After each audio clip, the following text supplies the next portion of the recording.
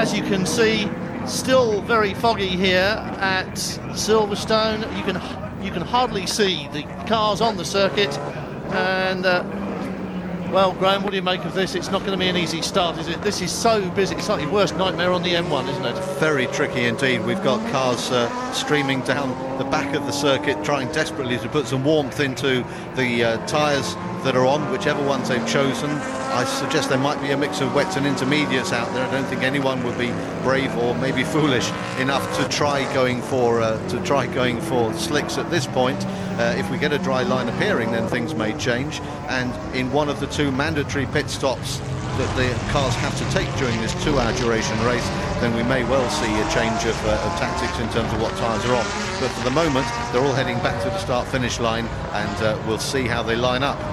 Well, yesterday, of course, when we had our GT3 race in similar conditions, there was talk of an extra sighting lap to give the drivers a chance to have a look at the circuit, but they're bunching up nicely now, and I don't believe that that's going to happen in this race. I think we're going straight to a start, and as Graham says, it's 2 hours. There will be 2 pit stops at least for driver changes, fuel and tyre changes if we're still on wets, as everybody seems to be. But in a moment or so, you'll see the Corvette pull off into the pit lane. There it goes. The pace car has pulled aside. The pole man is now in charge of the grid as they come round onto the start-finish straight. He's got the signal to stop. Racing is now live for the first round of the FIA GT Championship here at a very wet Silverstone, and you can see Carl Wendlinger already having a look around, see if he can get past the Corvettes on the straight, but not to be. And it looks as though we're going to have a change of position in turn 1.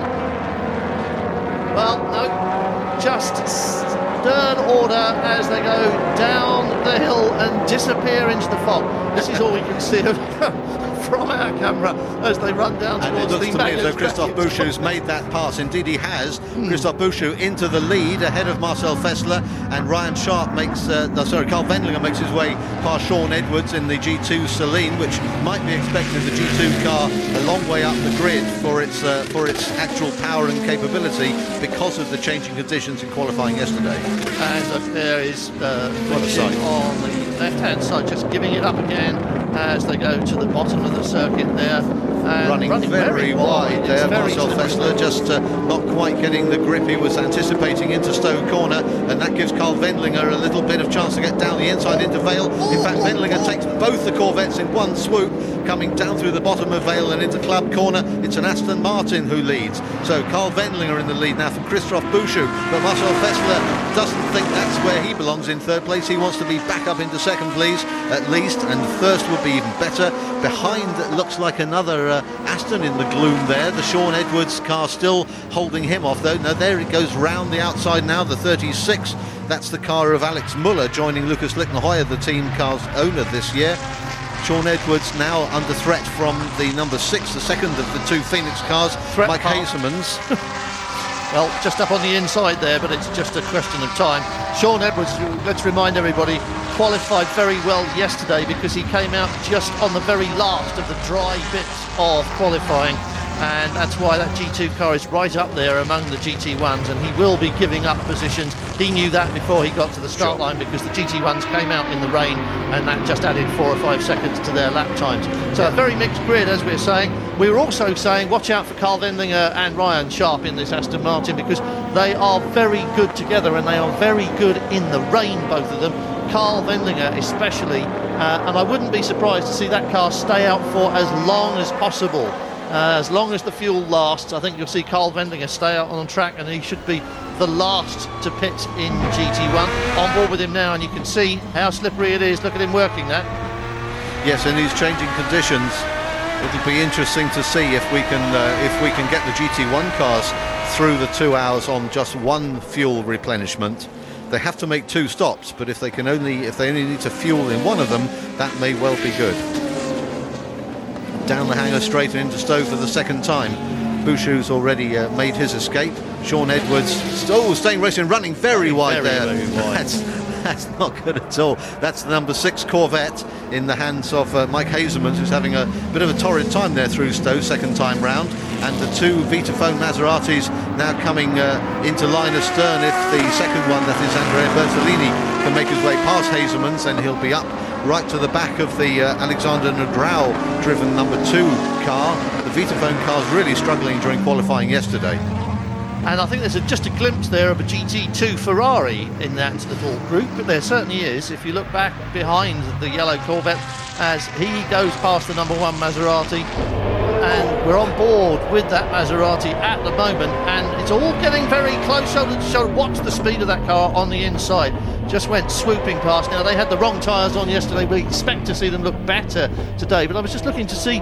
Oh, he's lost it again. It's a back and forth tussle, yes, isn't it, here between the Maserati and the Corvette. I think the leading Ferrari, although we might have expected it to be Rob Bell, it's actually Tony Vielander. And I'll tell you why. Remember Tony Vielander at Mugello in the rain in a Maserati? He can drive in the wet, this man. Obviously Scandinavian, used to going sideways, it's not actually backwards a lot of the time. Absolutely in his element, and I think you're seeing that on the timing screen now. Yep, Maserati crossing the line nose to tail with the Corvette, but the power of the Corvette able to keep the advantage through the long straight here down to Copse Corner for the 3rd time. And just looking through the screen, you can see there's a little bit of driver input on the wheel, but perhaps not as much as you might fear given the slippery conditions. The cars handle exceptionally well.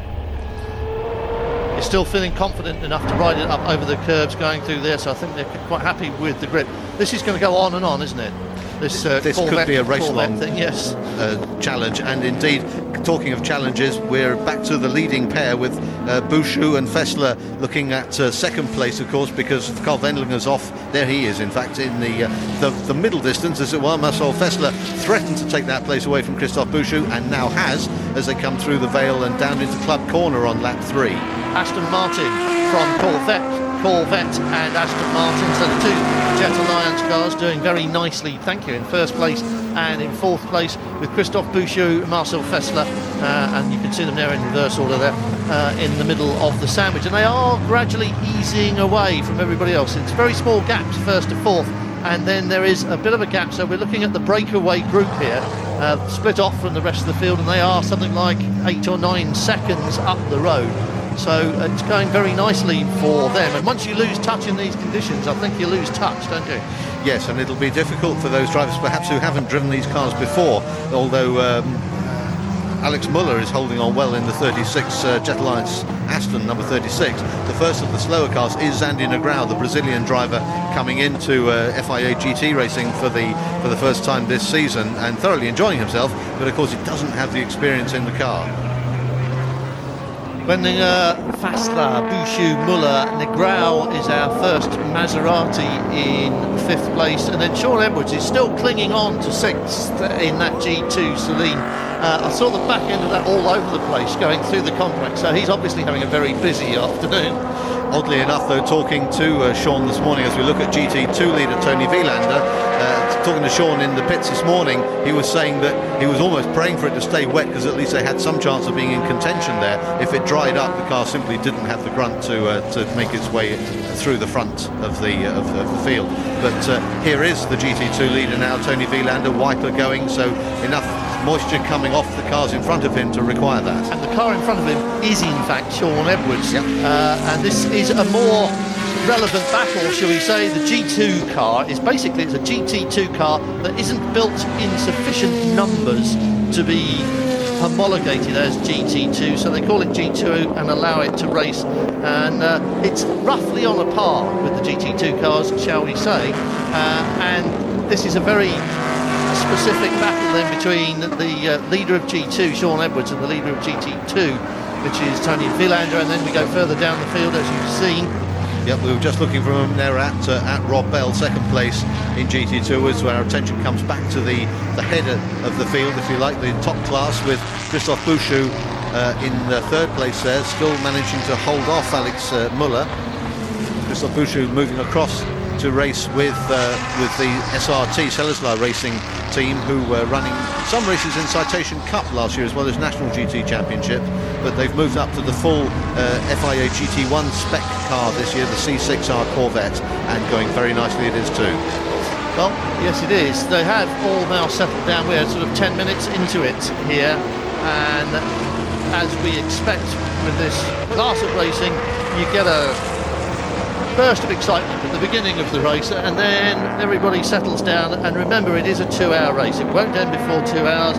There's a long way to go. There's a lot of racing to go. You can't win it in the first 10 minutes, but you can definitely chuck it away. You certainly can, and people have. Happily not today, everybody being a little circumspect with the difficult conditions that face them.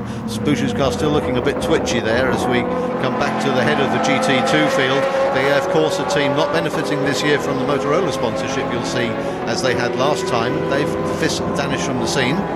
Well, Tony Villander has got past Sean Edwards, and you can see that. Maybe you can't see that in the fog there, because that is Sean Edwards now just ahead of the Gigawave Motorsport Aston Martin, and that's going to be a pass which we will miss when we come back after the break.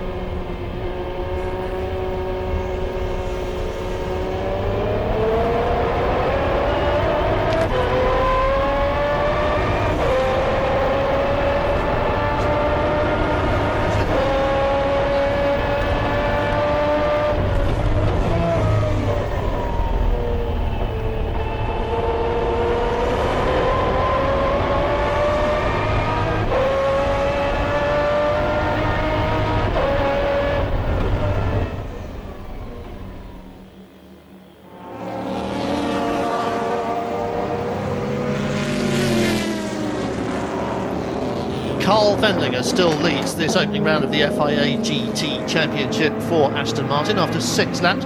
Marcel Fessler is in second place. Christophe Bouchou, you can see there, has been involved in this battle between his black and white Corvette and the blue and white Aston Martin of Alex Müller virtually since the start of the second lap.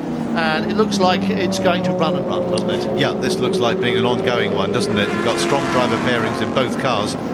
And if the conditions don't improve any, then it's going to be mighty tough, hard work for these drivers all afternoon, because these cars are physical things to drive around. They're quite big, they're heavy, the acceleration and braking loads on the drivers are immense, and in these conditions it's 100% concentration, so it's draining in that direction as well as the physical effort involved. Yes, we saw what happened yesterday when they went out in a qualifying session which turned wet almost as soon as they began it. And I think most people were on inters during that, but even then it was slippery, and we saw plenty of cars rotating on the infield, and there's really not a lot the drivers can do. They're caught out on the wrong tyres, then it's all over. And Carl Wendlinger coming under pressure, renewed pressure from Marcel Fessler, who started the race, of course, from pole position. That Wendlinger got the jump on them all in the early part of the race, but now as things settle down in lap 7 in fact now completed, so we're on to lap 8. Fessler's closed that gap down to just a couple of tenths. Looking round the inside at Copse, has he managed to keep the line tight? Well, he's right up on the bumper, but Quite no way round there. Wendlinger shuts the door on him as they head off down towards the Beckett's and Maggots complex, and they'll out back onto the Hanger straight. If you're sure that's where they are. Coming through Maggots in the gloom. Yes, we just mentioned much tighter line taken there by Fessler, and having to almost lift to avoid running into the back of Wendlinger's Aston. This is the race coming down the Hanger straight towards you, though from that shot, Richard, you wouldn't know, would you? But it is coming into Stowe Corner. Again, a tighter line taken by the Corvette. Is he able to make it stick this time? Looks as though he might. Just a dab of the brakes for prudence in the middle of the corner there. Car getting a little unsettled. Coming down through the Vale, still Wendlinger holds that position and takes the racing line instead of a defensive one, but makes it work for him.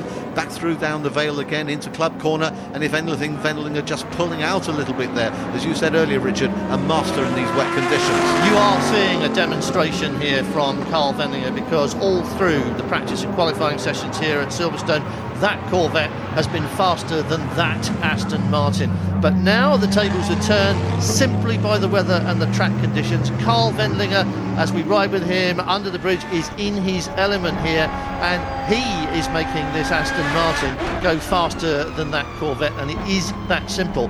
And interestingly, I expect that Ryan Sharp will be able to pretty much match that, as we saw so many times last year. He is pretty much on a par with Carl when it comes to driving this car, particularly in the wet. Absolutely, you can see Carl just tiptoeing there, having to correct the car as the power comes back in. Obviously, they're keen to get on the power as soon as they can through the corners, but you take it just a nanosecond too early and the back will step out on you, and you're in all sorts of trouble as they come round to complete lap 8. Onto the 9th lap, the gap remains the same within a couple of hundredths. We've had a spinner as well in the shape of the 55 car, which is one of the CR Scuderia cars. That's Chris Niarchos taking the start there. Well, these are very tricky conditions, as we've said, and most of the time I think you'll find a spin here in these conditions will be fairly harmless, but this is still shaping up to be anything but harmless. Marcel Fessler, let's not underrate him either. We've been talking about Carl Wendlinger. Look at Marcel Fessler. This is top class driving, and Fessler is a very quick man in these cars, isn't he? Yes, he did. He showed his mettle in these cars at the Spa 24-hour race over the last couple of seasons, and good to see him getting a full season drive with the Phoenix team, and alongside Jean-Denis Delatraz, the Swiss pairing looking strong for the year. But again, Wendlinger just manages to keep control of the car and the position. Didn't work there last time, hasn't worked there this time, but that doesn't stop him trying, and it doesn't stop him showing Carl Wendlinger the front end of the Corvette in the mirrors. There's not an awful lot of rear view from inside one of these cars. Wendlinger has got this covered, but Marcel Fessler is dogging him every step of the way. He's piling on the pressure every time he gets a chance. He shows Carl Wendlinger that he's ready to overtake. He's looking for the opportunity. Very, very aggressive driving. It's making life very difficult for Carl Wendlinger. It's very difficult to drive to the racing line and concentrate on everything you should be doing, your braking points and all the rest of it, while somebody's jumping up and down behind you, so desperate to get past as Fessler clearly is. And now we're coming up on slower traffic, and that could be a chance for Fassler. Yep, up to and past a much slower Corvette, another new entry this year, the AT Racing Corvette C5R, an older car of Wolfgang Kaufmann. The car started by its owner, Alexander Talkanidze, again from Russia. Oh, he's spun it completely round, oh, 360. Dear, oh dear. Round he goes, and that's the AT car going through picture, and Wendlinger's lost it. And stalled it as well. Well, commentator's curse strikes again. We've told you how good Carl Wendlinger is in the wet, and oops, he isn't. And I don't know if you saw it as it happened. Let's have a look at it from externally. When we were on board with Carl Wendlinger, he was putting steering into it, and it was still just hanging the back out. And eventually he reached the lock. Here we go. Watch the steering wheel. Here he goes. Whole thing round. Couldn't catch it. He knew it was going to go, but there was nothing he could do about it. And a full 360 right on the start of the start-finish straight. And he's lost half a dozen places as a result. He's down to 5th now. Going over the start-finish line. So here's your new race leader, and it's exactly what we were saying. He put Carl Wendlinger under so much pressure, and it's so difficult to get everything right. That's a tricky corner, isn't it? At the best of times, coming through there, flat out and on slippery, wet conditions, knowing when to squeeze the throttle and when not to. Absolutely, and Bouchou looks to have had a bit of a moment there as well. Has he fallen back behind, or no, it's not. Oh, there's contact there between. That's the 36. Alex Muller getting on the grass on the outside of the corner there, tapping into the back of the Corvette, and then having a second moment on his own. So Alex Muller getting a bite into the back of one of the vets, and hope he hasn't done too much damage to the front of his own car. It's very loose around there. That's club corner, so it's coming into the Vale. Here he is, just gets 1 foot on the grass, and that's enough to send the car sideways into the back of the slower AT Corvette. I'm not sure that he didn't come into there just a little bit too hot. I think he was hoping to go through on the inside there, wasn't he? But it didn't happen, and all of a sudden what was looking like a very good day for Aston Martin has turned rather sour for them, and it is once again Corvette that rules this particular roost in the shape of the 5 car of Marcel Fassler. Christophe Bouchou is second, then Alex Muller is probably still around about 5th or 6th. Mike Hazeman, you're looking at in the 6 car, has just benefited from Muller's spin. We're thinking of him in 3rd place now where Muller was, and we'll get full confirmation of how it's all worked out as they go over the start-finish line now. Here come the positions, Fassler, Bouchou, Hazemans, and then Wendlinger recovering from 5th, but he's benefited because Muller spun, so he's just passed his teammate. So Wendlinger now in 5th place with everything to do. He's 11 seconds behind the race leader, and that's an awful lot to make up in these conditions. Yep, Carl Wendlinger here on his recovery drive, hopefully as he will see it, back to the front where he belongs. But in these conditions it just goes to show that even the best can be caught out. Marcel Fassler meanwhile carries on serenely on his way. He was taking a much more aggressive line through many of the corners, and yet not able to improve on the Wendlinger's time. But it was Wendlinger in the end who made the mistake. And just a demonstration there of the difference between GT1 and GT2. Carl Wendlinger just drove past the Scuderia Ecos Ferrari, the GT2 car, much slower as you saw there on the straight, and he's already pulling away from it now, opening up a gap. But the car in front of him is in fact a Corvette, and it's a long way in front of him. That's the car he really wants to get hold of, and he's got a long way to go, as we say. Well, yes, he's got about 3 seconds to make up on Mike Hazemans, which will never be easy, but he is going to have to put the pedal to the metal to make that happen, because he was a couple of laps slower last time round, a couple of seconds slower last time round. All the cars still unable to break that 2-minute barrier around here at Silverstone. As we look at the number 2 Maserati, the two have now swapped places. Andrea Bertolini has got ahead of his teammate, and there is Bertolini now ahead of Zandy Negrão in the number 2 car. On board in the number 1 Maserati as we speak. This is Bertolini, and I expect to see them do better than they are at the moment. Yes. Maserati always, but Vitaphone particularly, managed to pull a little magic trick, and somehow or other in the pit stops they do this bit of conjuring, and they come out a lot further up the leaderboard than they went in, and they often gain places by the handful. Yes, they seem to have some magic cloak through which the drivers pass when they get into the car in the race. And things happen in race strategy terms for Vitavone that don't seem to happen in other garages. Meanwhile, they are being passed gradually, one at a time. The Grau already passed, and Bertolini, I think, shortly to be passed by another Aston Martin, a car we haven't yet mentioned, and there it is in shot, the number 10 Gigawave entry for Alan Simonsen, who's started the car and was in 6th place on the grid, so not a particularly auspicious start for Alan, but his first full season in GT1 racing, having made its mark largely down in Australian GT racing series, but a very strong drive, also runs in the Le Mans series over here and sharing with Philip Peter, so another good driver pairing, and that car lapping quicker than most of those in front of him.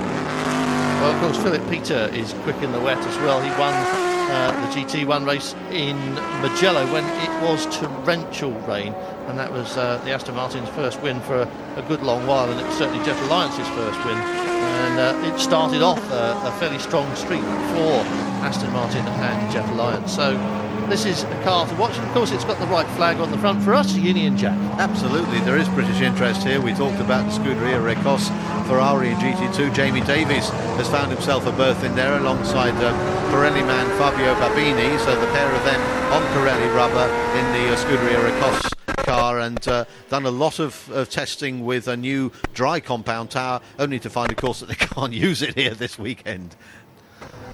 Through the complex with the Gigawave car.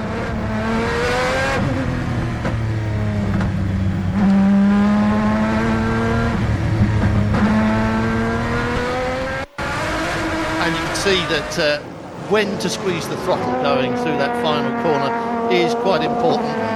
Too early, too much, and exactly what happened to Carl Wendlinger will happen to you. And speaking of Carl Wendlinger, is that him or is that Alex Muller in the Merc? That's the Wendlinger car. Alex Muller already 1 place back, 2.5 seconds behind Wendlinger, but Wendlinger being a little more circumspect than Hazelmans in the Corvette ahead of him, who's trying to trace down, and Hazelmans has put another 1.5 seconds into that gap. It's now over 4 seconds.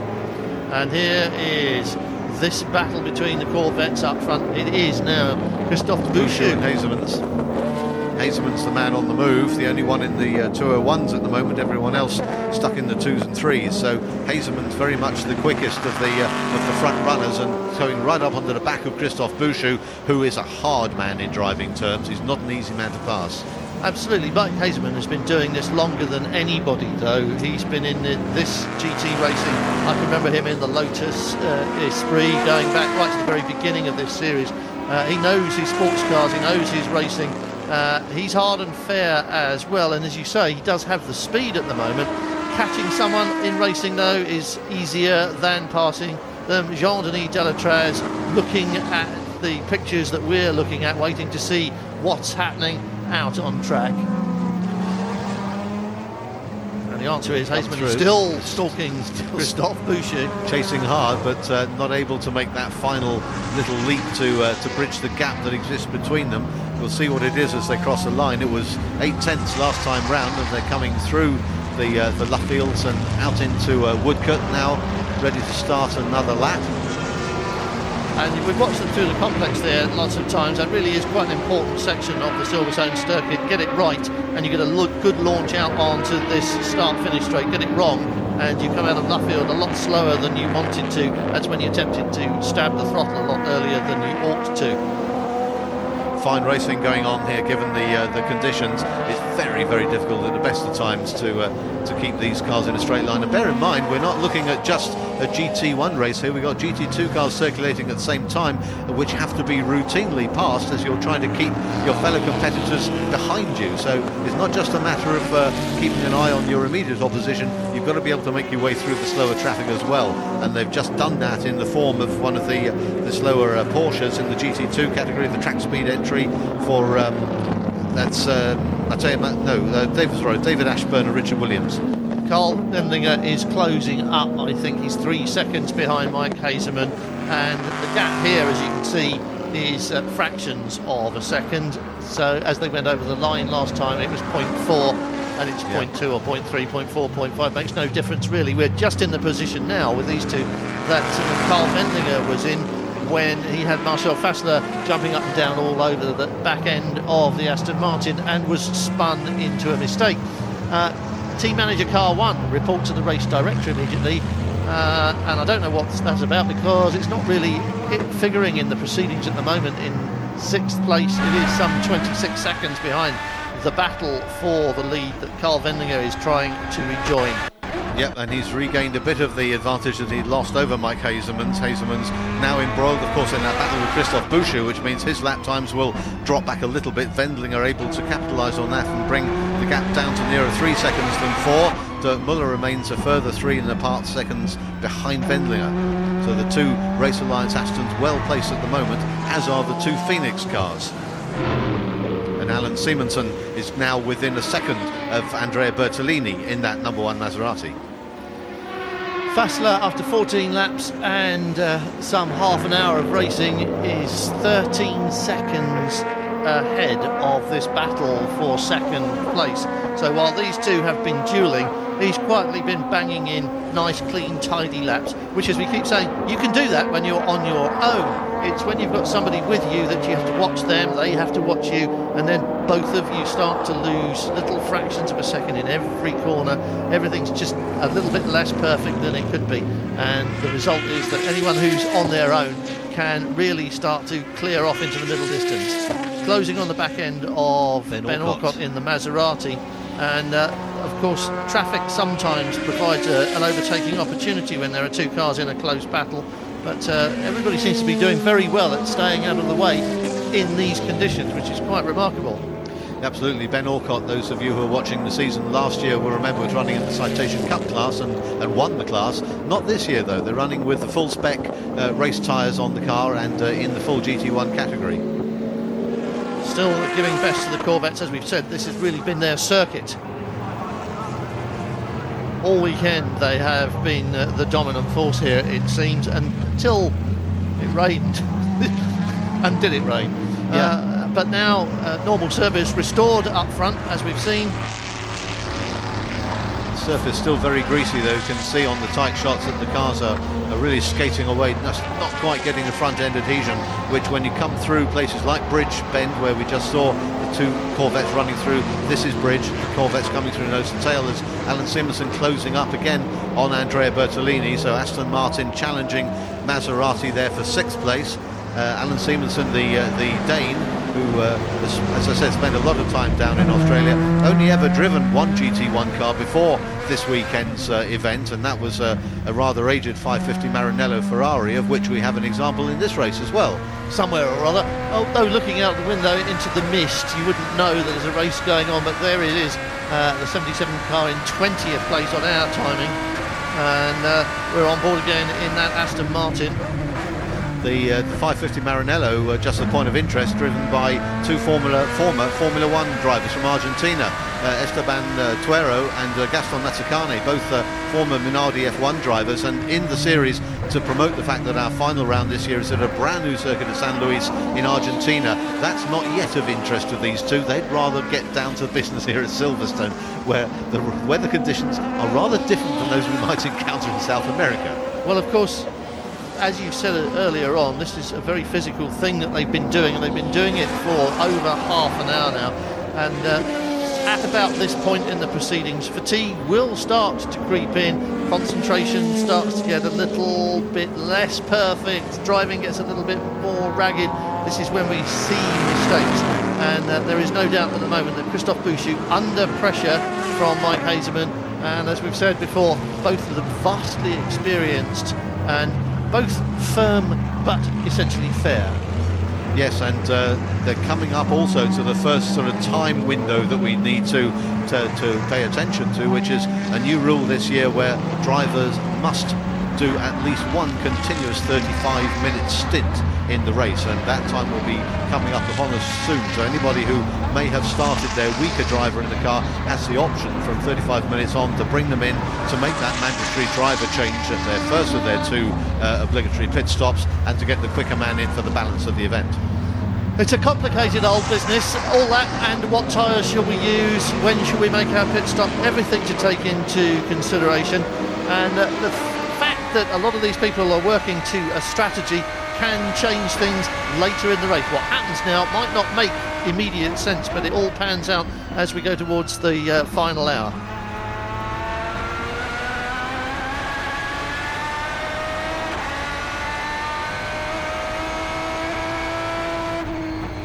Still on board with Wendlinger.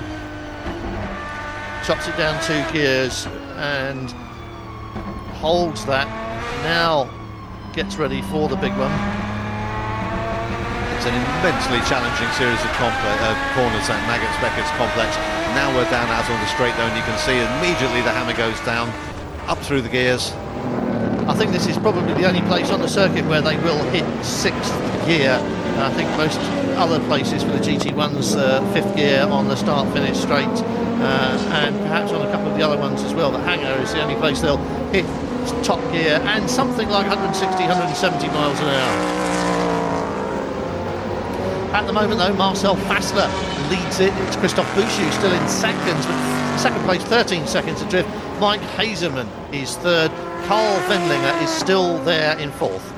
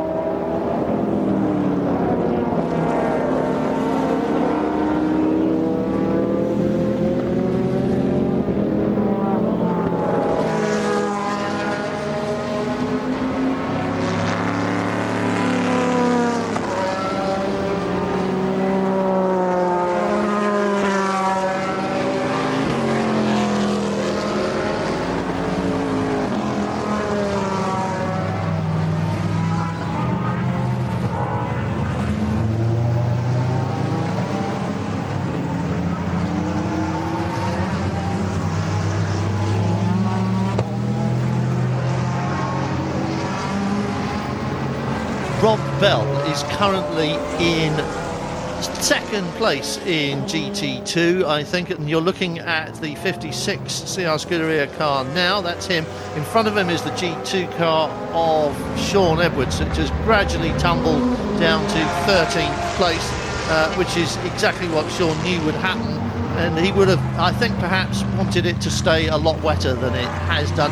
Number 6 is Mike Hazeman in the Corvette, the GT1 Corvette, in third place. Ahead of him, and some 1.5 seconds in front of him, is Christophe Bouchou in the black and white Corvette, and in front of him is Marcel Fassler. It's a very impressive start. Yeah, the start was so aggressive from the Bouchou side, but Marcel have a huge experience. I was not afraid about it. Thank you. Marcel have huge experience. Jean-Denis Delatraz there, Marcel Fassler's co-driver, of course, looking into the windscreen there of a Mosler, again new to the championship, and the go-to-one team put together by Antonin Charroux for principally a team of Czech drivers, but including also Kenneth Heyer, son of Hans Heyer, the German touring car and sports car driver from the 70s and 80s, and this brand new team having their problems here at Silverstone with scrutineering issues, but finally getting the cars out on track and able to race. Marcel Fassler, meanwhile, is stuck behind the Celine of Bert Langin, and Langin and Kumpen swapped their Corvette for a Celine to start the season, and they're really having a very bad first outing with it. They've had a horrible time in qualifying. They're not happy with the car. It's not happy with them either. I don't think, it's just not working for them, and they're all both casting envious glances at all the Corvettes in the pit lane, and of course especially this one, Marcel Fassler. He's now 12 seconds clear of Christophe Bouchou as they go through traffic. And just ahead of Fassler at the moment is the 61 Porsche. There it is, of Emmanuel Collard, the almost factory, but we don't call them factory entered cars, in that it has two factory drivers in the car and Norbert Singer sitting in the garage. So the Pro Speed competition car, of course running in GT2, is never going to be up to pace with the Corvette ahead of it, but nonetheless running as top Porsche behind three other 430 Ferraris in the GT2 class. Now I'll tell you what, we're getting towards the end of our first hour, and that means we're getting towards the pit stop windows, and we are about to make tyre decisions. Look out of the window, Graham. We're sitting in our commentary box, and it's still horrible grey, foggy, misty day here. It's still that on camera, but if you look at the track is practically dry now everywhere around this circuit. All of these cars are out on full wets, or most of them are out on full wets. They will be needing to stop and change those fairly soon, because a dry track will just rip them to shreds, and they're going to have a decision to make. They are, and decisions will be taken all the way down as we look at the first of the cars to make that decision. And it's Carl Wendlinger right on cue, Richard, listening to you obviously, hitting the brakes and the pit lane speed limiter. As in most forms of motor racing nowadays, there is a pit lane speed limit to protect the poor souls who have to work in the pit lane during the race. It's an exciting place to be, but it can be a mighty dangerous one. The crew go to work. Inters. They're putting inters on, aren't they? Yep. So it's not dry enough for slicks. No, I think there's still a little bit too greasy there, just watching as the fuel goes in first. It's one of the regulations in sports car racing that if there's fuel going into the car, the only thing you're allowed to do is to clean the windscreen, and if you wish to do a driver change. Look at that tyre though, you can see that it's almost smooth, but it's got grooves cut in it to clear water. It's a halfway house between the totally smooth, slick tyre used in racing in good weather and the wet weather tyre with a full set of treads, very similar to the tyre on your car at home. So not dry enough for the full slicks, but a halfway stop for the Aston Martin and a 40-second pit stop. As Graham said, only 4 people can touch the car. It's not a Formula 1 full service in 5 seconds, so it's 40 seconds at rest, and that makes it over a minute for a pit lane in, pit lane out, full service pit stop. And also taking advantage of an early stop was Alexander Negrau in the number 2 Maserati coming in at the same time. So both of those potential contenders for the podium have already made their first stop, but others are hanging on in there. or maybe hanging on out there would be a better way of putting it. The first of the men to show an improvement as a result of ending the stop, of course, is a man who was immediately behind him, and that is Alan Simonsen, who's now up to 5th place and chasing down Alex Muller as we see the 55 Scuderia, the CR Scuderia car. That's Chris Niarchos in, and I would imagine he will have handed over to Tim Mullen. Yes, that has. Yes, that's Tim Mullen, I think, in the car now, so that would make sense certainly to get Tim in to do the double stint. Didn't see that stop and didn't see the length of it. They of course lost a couple of laps in the Merc with a spin, so they've got a lot of ground to make up. They may have elected to stay on the same tyres and save themselves 30 of those 40 seconds. More traffic ahead of Marcel Fessler, who's on his 22nd lap now and still got a healthy lead and a growing lead, in fact, over Christophe Bouchou. As we look back at Alan Simonsen, who looks to have passed now Alex Muller. Indeed, there is the second Jet Alliance car, the 36 car, now of course ahead of Bertolini, his teammate, because Bertolini made that stop, but that promotes Alan Simonsen up to 4th place overall from his start position of 6th. Fell down a little bit in the early stages, but has made a good recovery and a very strong showing. And he in turn will hand over to Philip Peter, who we've already mentioned as being another fine wet weather driver. So look for a strong finish in Gigawave's first outing of the 2008 season. So Marcel Fessler, after 21 laps, is 11 seconds clear of Bouchou. He is gradually nailing that gap, Christophe Bouchou. He's being pushed by Mike Hazeman, who's currently about 2 seconds behind him. But they are slowly easing towards Marcel Fessler, and that's possibly because Marcel Fessler has backed it off a little bit. Let's have a look. He's on 2:01s, so they're still just outside the 2 minutes, and he is quicker on his last lap than Bouchou or Hazeman. So Marcel Fessler is still on it. Smooth style from Simonsen as we're on board, coming there through Bridge and up into Brooklands and Priory and the Luffields. String of cars ahead of him to be dealt with. He'll hope to catch those as he exits Woodcote and get a clean run down through the start-finish straight.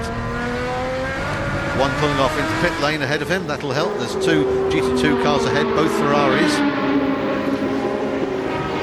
And pit lane staying remarkably empty at the moment. I was expecting, as we've turned the hour, to see a parade of cars coming in, but it's just Carl Wendlinger so far and the Chris Niarchos, Tim Mullen Ferrari that have dived in.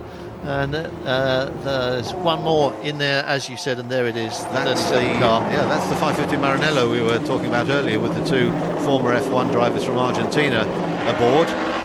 Venerable car. Oh, here we go. In comes the Maserati. Now, this is slick work. I didn't get a stopwatch on the start of that, so we're about a second adrift on my timing. But look at them, ready to go, fuel in, and they're having trouble with that. It's the air jack, hasn't it? The car up. The air wasn't even turned on. Slick work indeed. Inters again going on to the car. So commentators cursed, never mind Inters. With cursed Maserati as well. Yes, it's full, very hot. You see the steam coming off those very hot full wets coming off there. And very warm, weren't they? Hardly any of the tread left. And you can see the frustration there of the mechanic, the air jack being planted down firmly onto the discarded tyre at the end of that pit stop. Somebody will get their wrist slapped. But that was still a 34-5 second pit stop. They were still 5 seconds slicker. Wendlinger on his fresh rubber has just set the race's fastest lap and the first one to break the 2-minute barrier on a 1:59.7 last time round. Currently in 7th place and getting the benefit, as Graham says, of having intermediates. Everybody seems to be opting for that. So Bertolini, having just stopped, he should be promoted another place as he crosses the line next time, which Marcel Fessler already has done, with the gap to Bouchou still hovering around the 11 seconds, and further 3 now back to Mike Hazeman's. Let's see what Alan Simonsen has to do. It was about 12 seconds back between him. He's pared that all the way down already to 8.2 seconds, so catching Hazeman's at something like 2 seconds a lap. This man Simonsen is hot property. Fessler is your leader, Bouchou is second, and Hazeman has crept up behind Well, actually lost a second, hasn't he? It's Bouchou still taking a second a lap basically out of the race leader. Here's Alex Muller in the pits in the 36 Jet Lions car. Lucas Hoyer will doubtless take over the driving. And good you showing can see from Alex intermediate Muller. tyres waiting to go on it. Good showing from Muller in his first FIA GT race. Pair of Maseratis on track 2, heads 1 as we see them. But they are out of order because one stopped, one hasn't, so they're not on the same lap. So this is not racing as such. Andrea Bertolini is in the number 1 car.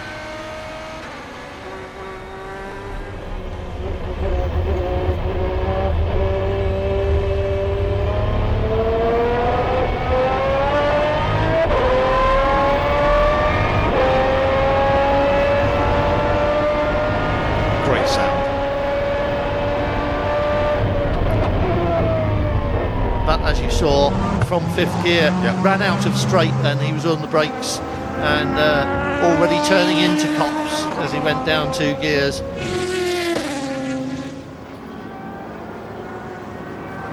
So will Carl Wendlinger's early pit stop pay off, do we think? He's making his way past one of the Moslers. Car's already filthy from the spray and dirt thrown up off the track. Still moving about just a little bit. We have a Corvette pit stop here, do we? Yes, we do. This will be the blue mirrors on the number 5 car. So Marcel Fessler coming in from the lead of the race, which will now be inherited by Christophe Bouchou. So it'll be a Corvette still in front, but it'll be the SRT racing entry, the Celleslar racing car, rather than the Phoenix. Interestingly, it seems that a lot of the teams have elected to leave their star wet driver behind the wheel. Marcel Fessler staying in the car, Carl Wendlinger stayed in the car, and you can see that long prong fuel filler that they use on the Corvettes.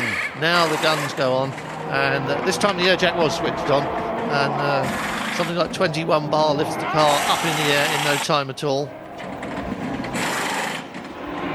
See what's coming off, and yes, again, full wets coming off and inters going on, so a hint of a dry line appearing, but certainly not enough for the teams to gamble on slicks just yet. It'll be interesting to see if they are able to do so at the second stop, even if they choose to swap tyres at the second stop. They may be able to hang on with what they've got.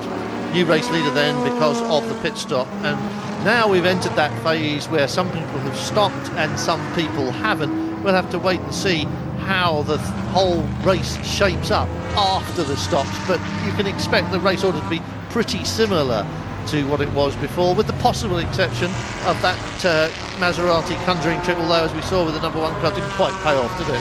Team managers who haven't yet elected to bring their drivers in GT1, please note the timing screens would indicate it's a good idea. Carl Wendlinger's time now in the 1:57s. So those who are staying out on the worn wet tyres are really now paying the price, and the guys who have dived into the pits early are making hay and closing gaps like no tomorrow. Well, Carl Wendlinger then on at 57 is actually, he is 5 seconds a lap faster than most of the people who have not yet stopped. So that really is going to change the picture in the race unless everybody else makes their pit stops and makes that decision. It looks dry almost everywhere around here, and they're still putting on inters.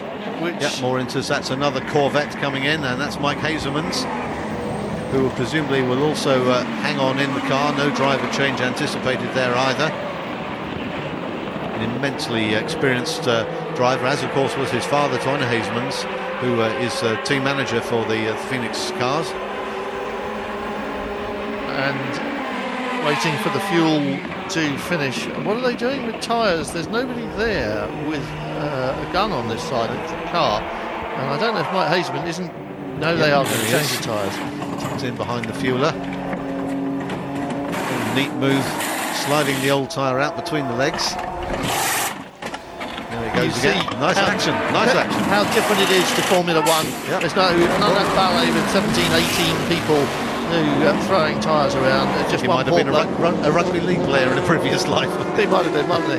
But a wheel and tyre for even on alloy rims, they are heavy things. That's a physical job for one man to do, and you can see that it does take a lot longer to do it on your own than it does when you've got 16 blokes helping you. And the first two in our leaderboard are now the only two of the leading cars who haven't yet stopped, of course. Christophe Bouchou and Alan Simonsen both electing to stay out longer than anybody else at the head of the field, so although they head it now, they will tumble down the order as they in turn must take their stops. Well, Christophe Bouchou's last lap was a 2-minute 02. Carl Wendlinger, as you said, is shot down into the high 50s, and so is everybody else, basically, who's come out on intermediates. Including Alan Simonsen, who, let's remind ourselves, is still on those very hot, warm, full wets, so good job by him. But the fastest first sector now going to Alex Muller in the 36 car. So real benefit to be had now in getting that change done. I think those the tyres on that number 10 Aston Martin of Alan Simonsen, they're anything like the ones we saw on the Maserati. They're nice and smooth. He's practically on slicks now. Yes, yeah, Roman Rusinov aboard the Lamborghini we see there, and nice to have an on board from them as he's just coming up behind a somewhat squirrely Porsche, one of the Pro Speed cars. Squirrely Lamborghini as well. Great sound the Lamborghini makes. It's one of those cars that stealths up on you. As it approaches you, you hear almost nothing, and then the air just rips apart as it comes past you and shatters your eardrums on the way out. Pit stop for the 56 car. Rob Bell there in the car for the first stint, and holding down second place in GT2 as he came in from Christian Montanari in the second of the AF Corsa cars. Tony Vielander still out in the lead and still yet to make their first stop. So this is the first of the GT2 front runners to come into the pits. And again, we're seeing the intermediate tyres go on, and I presume there must be an awful lot of dampness in the air. There's the man we were talking about just now, Alan Simonsen, in the number 10 Gigawave car, currently holding second place by virtue of not having made a pit stop. And still able to lap very well, only a second or so shy of Marcel Fessler's time. Fessler already has made his stop, of course, and is almost a full minute behind the car with which we're now on board, that of Alan Simonsen, making his way through the complex back out towards at the start of another lap. So he's staying out yet again. He's been running for quite some time, in fact. 55 minutes coming up. Fuel will start to become an issue eventually. Coming to the end of the fuel in tank. comes Bouchou. So Simonsen goes into the lead by virtue of staying out longer than anyone else at the head of the field. But how much longer can he maintain this sort of pace when Alex Muller's turned in a 1:55.9 in the second of the two Jet Alliance Astons? So Simonsen leads it up, and it's an artificial lead. Bouchou's just dropped off the lead, but we expect that he will resume at or near the front. It'll be interesting to see, because Marcel Fassler's out there as well, and of course that is an old battle that goes back some way. We're looking at the number 2 Maserati, which is currently, I'm looking forward, there it is, in sixth place. Yeah, Sandy Negrao staying aboard and doing a good job in his first outing for the team. A couple of places ahead of what we would imagine would be the stronger pairing of Andrea Bertolini and Michael Bartels. But Bertolini it is who is still behind the Jet Alliance Aston of Muller, and 2.5 seconds almost behind, and not able to maintain the same pace either. There is Muller, and he's looking quite closely now at the back of the number 2 Maserati in less than half a second as they crossed the line last time. So a Maserati sandwich with the Aston being the filling. It's worth pointing out that the Maserati team have dominated this series for the last couple of years, and we expect to see them looking in better shape than this, do we not? Yes, you would expect to. It'd be interesting to see whether Simonsen comes in again this time, but it's early days yet. We've still got over half our race distance to run, and it's often been in the latter stages that suddenly, from nowhere, the Maserati stealth up the leaderboard. Yes, we'll see about that in a moment or two. It's quite interesting that they're here basically looking for their third title, and a little bit squirrely under brakes there as they go through the right-hander, and the Aston Martin's got the line but not the position. So that is almost... Well, now in traffic, no. The other Maserati, which was being driven by Ben Alcott at the start of the race, I don't know whether that's stopped yet, might still be Ben Alcott, keeping out of the way, and no change in position. Just a little little flap on the bonnet, the little looseness on the bonnet of the Aston is a legacy of having run into the back of the number 12 AT Racing Corvette earlier on when the Alex Muller just put a wheel on the grass, just as in the corner where they are now coming through Vale and down to Abbey rather now, as they are through Bridge and back up into the complex again. It's an immensely challenging circuit, Silverstone, and one that, to my mind, has been improved somewhat by all the alterations in recent years. As we look at the GT1 leader coming in, Tony Vielander, the driver change going on in that car, so it'll be Jimmy Bruni to take over. Well, that's interesting, isn't it? A lot of people have elected to leave the wet weather specialists out there, but I'm not sure that it's entirely wet now, so I'm not sure that it makes a difference. Tony Vielander, we know, is very good when conditions are poor, but we're on a drying circuit. They've gone from wets to intermediates in this car. Jimmy Bruni, every bit as quick in the dry, I think, as Tony Vielander. And Vielander, of course, remember, the defending champion in GT2. Yep, and Marcel Fessler putting on a bit of a charge, trying to make up time before Alan Simonsen makes his stop, and he's put in his quickest first sector recently, but Simonsen's still out there, still in the 158, setting again his fastest lap last time round, so clearly he doesn't mind that there's a driver change. That's Miro Konopka, isn't it, taking over his car, the 111 Celine. We've got no fewer than 4 Celines this year in the FIA GT Championship, 1 running in G2, the one you just saw, and 3 in the senior class. Meanwhile, this battle continues as in comes another of the G2 class. This is one we're familiar with because they ran throughout last season, the Gilles Vertigo from Belgium. Yes. And a driver change going on for them as well. Simonsen still leads it at the moment after 29 laps. Must be coming to the end of petrol as well as tyres, although they'll use less fuel, won't they, in these conditions, but now he's starting to pack it in at racing speed. There's this battle continuing, and it looked for all the world there as though Muller had the drop on Sandy Negrão, but Negrão able to keep him honest and drive around the outside of that corner and hold the Aston Martin back again. This is a real battle developing between these two, and great one to watch. And I think Negrão's hoping that he'll get a bit of help in a moment. His teammate is close behind. There he is, Andrea Bertolini in the number 1. Maserati is right behind the Aston Martin, and if he can give a little bit of trouble to Alex Muller, he can maybe give his teammate a break and a bit of clear track. Timing the scoring screen lighting up green as the track conditions improve and people start continuously to set their fastest laps. So we've got Alan Simonsen still leading, but no pit stop from him as yet. Everybody else, mind, has been in just about, haven't they? Here's Christian Montanari out of what was the second place in GT2. Well, Inter's going on there, as Graham said, that was second place in GT2, so the pit stops are just giving the whole thing a thorough shaking, and we'll have to wait for everybody to complete their stops.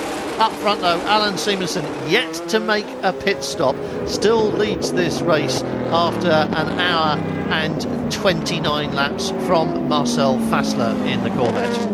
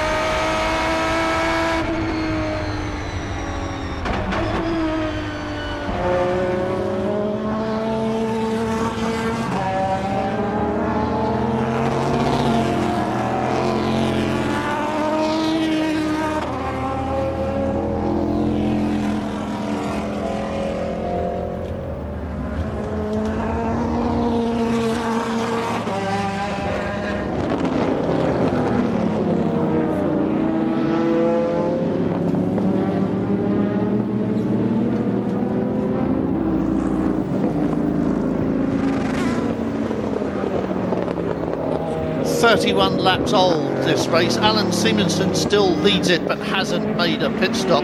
Carl Wendlinger, you're looking at now, the Aston Martin twitching all over the place. He literally trying to drive the wheels off it. It's out there in what is 4th place on the leaderboard, but an effective 3rd, because we expect Simonsen to go in. There's his teammate Ryan Sharp with Anne Law. Ryan, it was a very exciting beginning of the race, and now the Aston looks perfect. Yeah, the Aston's very good. We called Carl in for intermediates at the right time. We gained all the time we lost with the incident with the back markers, and now I think it's going to be a bit of a race to the finish. There's still the odd situation with Simonsen has a big lead at the moment on his still yet to stop, so we'll wait and see what happens after that. Thank you. Ryan Sharp there, and summed it up rather nicely. Effectively, Marcel Fassler leads this from Christophe Bouchou, which is what we said. They would come back pretty much as they were before the pit stop. Carl Wendlinger, as Ryan says, has fought his way back up into what will be 3rd when Simonsen stops. And there's a 51-second gap between Simonsen and Fassler, 1st to 2nd. Now, 40 seconds for a full service. He's got to have tyres, hasn't he, after all this? So he will be taking tyres, but he's not going to give away an awful lot, is he? No, he's not be giving away an awful lot, and you would think that on fresh tyres Simonsen's going to be even more impressive than he is now. He's just set his fastest race lap again. He's consistently going quicker and quicker on what is now immensely worn tyre rubber. So we're assuming, of course, that he started on wets. He may have started on inters, but whichever one he started on, they've done an hour and 7 minutes nearly, so, you know, time to change, lads.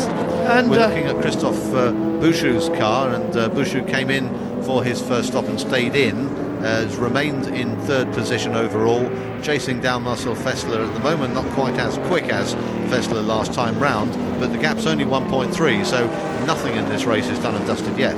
Well, Alan Simonsen has just pulled into the pit lane, and so the normal race order will be restored, and that'll put Fassler, Bouchou and Wendlinger 1st, 2nd and 3rd. And that's 33 laps he's done on those tyres. We're looking down in GT2, that's the 51. Christian Montanari, Ferrari, he's 2nd behind his teammate, who is now Jimmy Bruni, and is about 3 seconds up the road from him. Last time they went across the start-finish line. Looking at the GT2 class, this is 3rd place currently, and that goes to Christian Montanari in one of the Corsa cars. Paolo Roberti, it is out in front at the moment in the BMS Scuderia car, but they have not yet had a stop.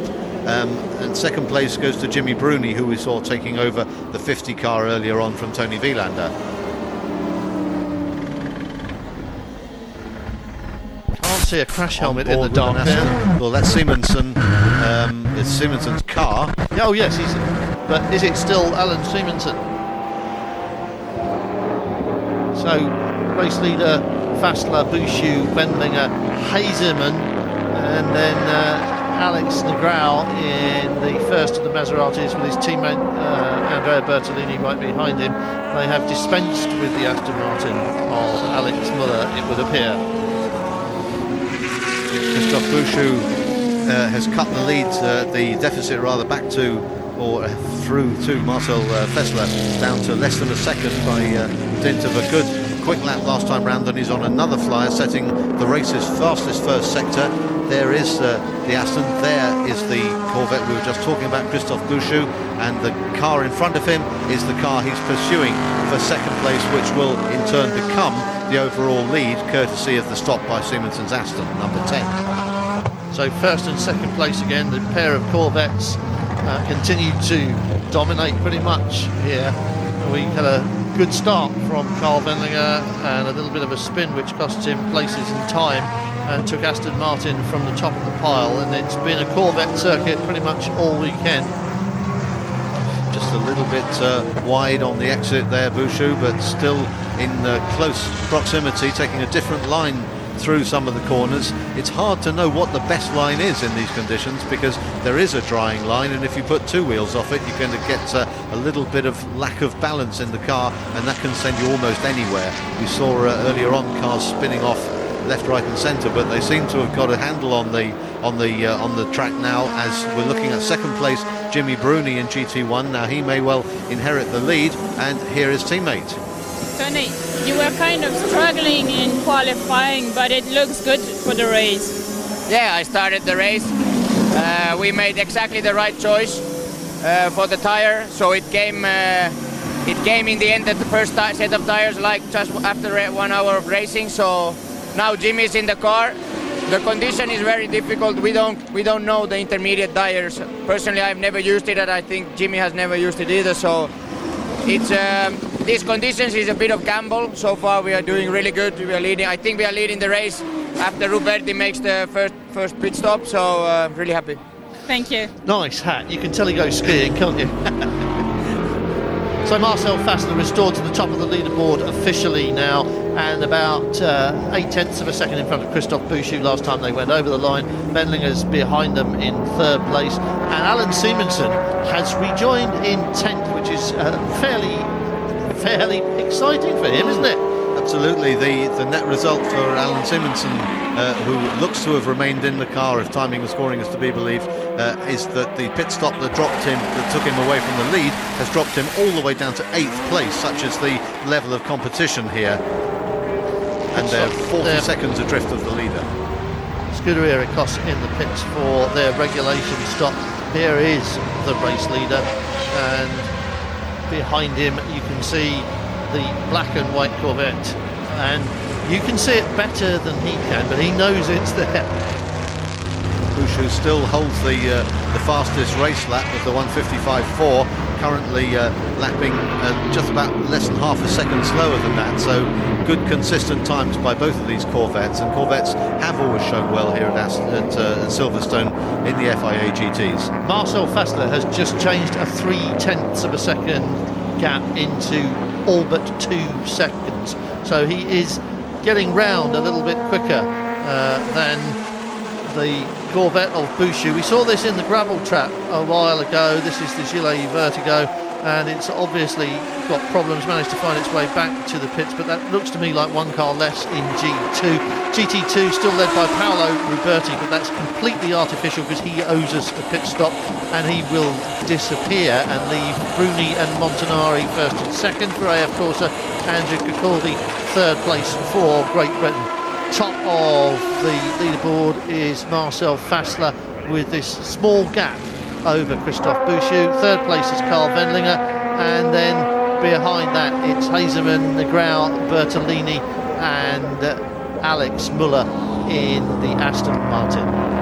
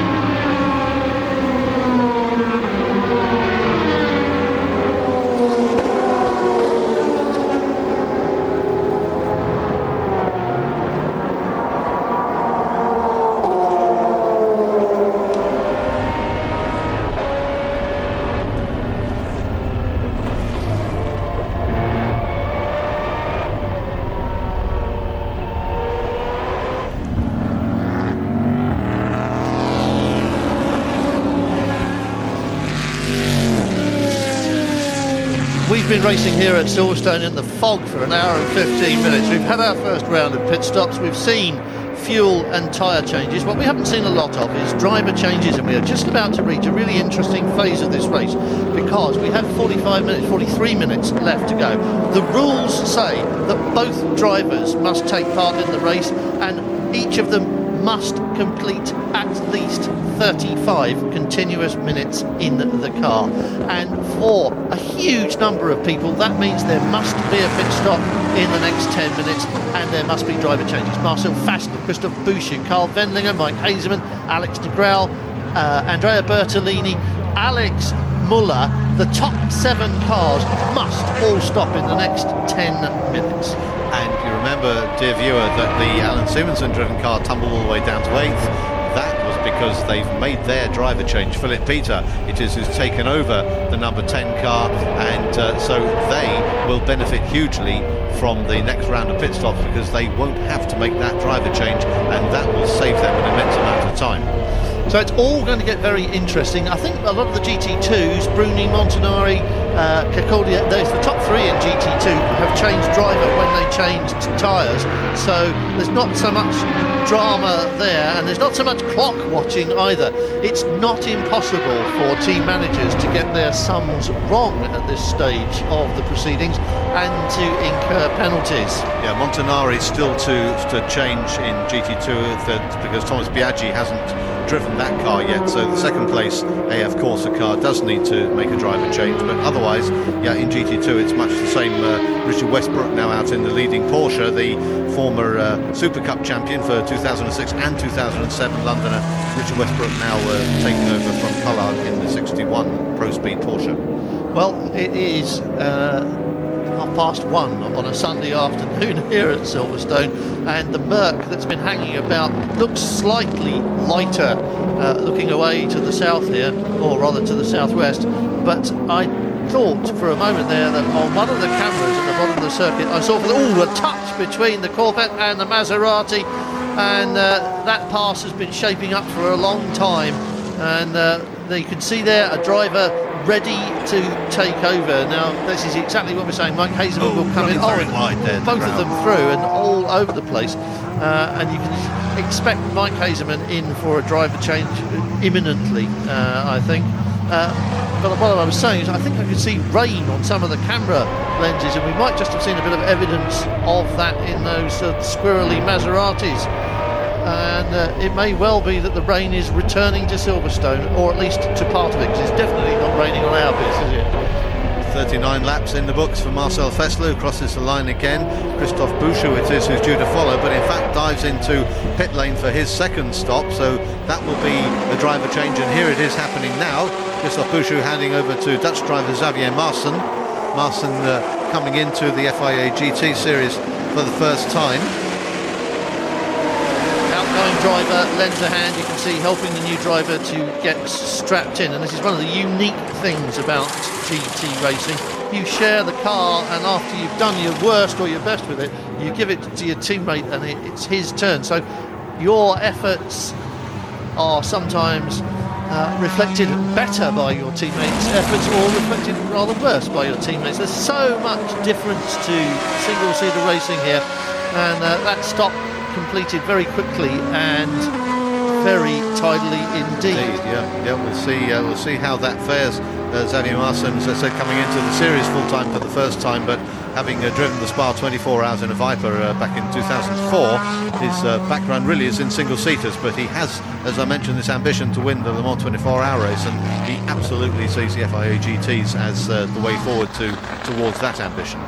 Marcel Fassler is your race leader in that number 5 Corvette. He's done the 39 laps. He's 10 seconds in front of the Masson car when it went in. And of course, the pit stops will shake up the leaderboard once again, and there'll be a little bit of confusion about who is exactly where, but we expect it to be pretty similar.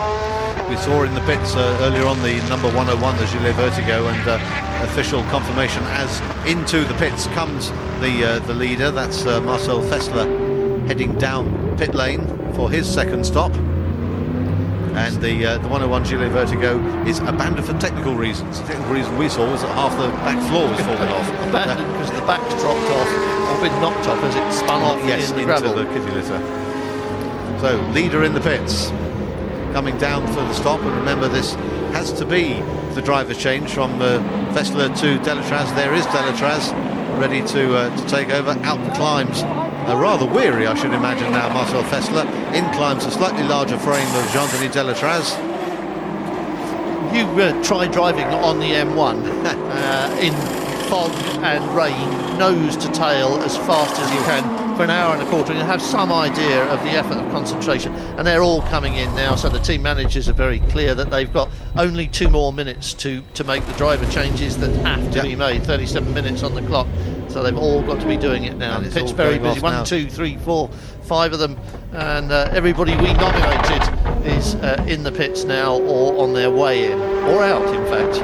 Out goes Delatraz. The eagle-eyed will have spotted the seat insert being thrown out as Fessler came out of the car as well. So they have these little seat squabs that fit inside the racing seat to make a perfect driving position for each driver. The GT2 cars even have seats that slide backwards and forwards to accommodate that. They have radios, I believe, and air conditioning, some of them. Out to go the Maseratis, and we'll see if their pit stop conjuring trick has worked this time. They'll have to complete a lap. All of the cars that have just been in, we need them to do a full lap, come back across the start-finish line, trip the timing beams, and give us a clear idea of exactly where they are in the race. But if it was 2 Corvettes up the front, I wouldn't be terrifically surprised. No, and keep an eye on what happens with the number 10 Gigawave Aston Martin pit stop as well, because remember they've still to make a second stop but not a driver change. So at the moment they're sitting up in 6th place, having dropped down substantially more than that earlier on. In comes Carl Wendlinger. I was just about to say about the number 10 car. If they play their cards right and leave him out there for as long as they can and pop him in for a splash and dash, they can do a very short pit stop and get back even more time. Absolutely, if they can get away with the set of intermediates they put on at their first stop to see them through to the end of the race, that could be a very good strategy indeed. Instead of keeping the car at rest while they fill the fuel tank, they'll keep it at rest while they put in just a few litres to get it to the finish, and that will cut down on the pit stop time. That could be very interesting indeed. We will have to keep an eye out for that number 10 car, and we're going to keep an eye out on this as well. Ryan Sharp now is in the car, Carl Wendlinger out. Philip Peter, we were just talking about as Ryan Sharp tightens the belts on his way out of pit lane. Philip Peter has set the race's fastest lap now, 1:54.7 on his last lap, and will, I believe, come round in the lead as next time round. So an amazing jump up the order there because of their early driver change in the first pit stop sequence. Well, we said at the beginning of this race that tactics, strategy, pit stops, all of that gave an opportunity for smart thinking people to pull a flanker, shall we say, and appear as if by magic further up the leaderboard than you expected them to. And I certainly would like to say that number 10 Aston Martin is a lot further up the leaderboard than I expected it to Remember be. though, Richard, that they do still owe us that second stop. Even though it's only a brief one, they've still got to take the penalty of that slow drive into their pit and back out onto the track again. Absolutely, but still fantastic effort on what's really their first proper race in this championship. They came to Zolder at the end of last year, try it all out for size, and this is their first proper racing weekend, and they've shown that they've put their minds to it over the winter. Yes, absolutely. Down in GT2 as well, we've still got the Ferrari domination that we saw last year. Here is Philip Peter in the number 10 Gigawave car, showing very strongly, as we said last time round, a 54.7. No one else in the whole race has broken into the 54s. So Philip clearly getting everything right in the car there. He's coming up behind. Is that the Celine again? It is indeed. Yeah, the ARC Auto Racing Club Bratislava. Celine running in the G2 category. Dispensed with very rapidly in short order, as you would imagine, but Philip Peter coming around for another lap, so they still need to take that second stop. Well, of course, because they've made the driver change, they don't have to worry about when to take it. They Absolutely. can leave it as late as the fuel will stretch. So, and a Little touch replay. here, Yes, a big touch. Oh Oh, dear. dear. Both cars. That's Andrew Kokordi there in the CR Scuderia car, was in second place in class probably before that incident, certainly, and Fabrizio Gollin, who had taken over from Mike Hazelman's in the Phoenix Racing Corvette. It looks as though both will have rejoined, however. Well, they both seem to have carried on, but interesting that a new driver, fresh driver in a hot car, go out and try and race at the same sort of pace, and you can see how you have to work up to race speed, and if you think you're there sooner, then This time a much more circumspect Andrew Kokordi gives Fabrizio Gollin a great deal more elbow room to get past. There's another little trio heads up towards us. This is the other of the CR Scuderia Ferraris now being sandwiched by Philip Peter, and the AT entered number 12 Corvette, now I believe in the hands of Wolfgang Kaufmann. and Wolfgang Kaufmann is another one of the sports car stalwarts who's been doing this for a lot longer than he'd probably care to remember. More at home perhaps behind the wheel of a Porsche than a Corvette, but cheerful as ever. And as you can see, there's evidence of a little bit of damage on that three-quarter there, so they've obviously been in the wars. You're looking at the race leader though, and that is Philip Peter in the number 10 car, the Aston Martin on your screen now, and he is 22 seconds clear of Jean-Denis Delatraz in second place, but owes us a pit stop of uncertain timing and duration. Yeah, but he's on a quick lap again and set the race's fast sector time, though his overall fastest lap time has just been eclipsed by a car we've barely mentioned, the number 7 Labra Competition, Celine, the only one of the Celines really showing well, although Kumpen has brought the Piquet car up to 13th place. Greg Franchi in the number 7 Labra car just turned in a 1:54.649, so great lap there. And one place higher, that is... You had a terrific start. Yes, because it was really hard. I was on the left side, but Fassler take a full line and I have no choice. I was going in the gravel, and if it was the case, I was going out. After that, I come back on my right, and he braked too early in the first corner, and I have no choice to overtake him. It was necessary to overtake, and it was really short. I've never heard a racing driver say that quite like that before. I ran wide and More fastest laps coming in. Michael Bartels having taken over from Andrea Bertolini, 1:54.2, but as I speak, a 1:53.1 from Fabrizio Gollin. That's the Aston Martin we saw having, the Corvette rather, sorry, we saw having the tangle with Andrew Kokordi's Ferrari earlier, and that seems to have lit the blue touch paper for Fabrizio, because he's done a 1:53.1, way away the fastest lap of the race. just starting to creep towards the qualifying times here, and you can judge by that the circuit is in fact drying, and the rain that I saw again on a camera lens, I think is just a leftover from earlier in the day. So sorry Richard, just jumping in on you, because Xavier Marston has made up a place at the expense of the 33 car now driven by Ryan Sharp. So Xavier Marston in his first FIA GT race showing very well and up into third place overall. well, of course, that Corvette was very quick in the hands of Christophe Bouchou earlier on. Ryan Sharp, though, as a thinking driver, and he won't take the unnecessary risk and spin it off. He wants to finish before, above all else, let's say, he wants to get it to the finish line, and then he wants to jockey for position. He has only just got in the car, so he may well feel that he needs to leave it a little while, but he's getting in the thick of it now, isn't he? It's getting racy now, though, Richard, and not happy to be held back by the Delatraz car. This is the battle, boys and girls, for second place in the race. Those three cars all tied together and covered by a handkerchief, if you will, as they come down, start, finish straight again. Ryan Sharp looking to outbrake on, smart move into Cobbs there, and getting through ahead of the Corvette again. Delatraz running wide. Delatraz now coming under pressure from Marson. So it's Delatraz, Marson and Sharp, the order they started or finished the last lap with, and very, very close racing indeed. Well, it's been a Corvette circuit, and they do look as if you have, as we saw at the beginning of this race, the Aston Martin can get ahead of them, but you really have to drive the wheels off it, and Ryan Sharp is in the process of not giving up. He's definitely up to speed now, isn't he? And Marson again having a look down the inside into Stowe, but that won't work, I don't think. There's more speed in the Corvette than in the black and yellow Corvette than in the black and white one.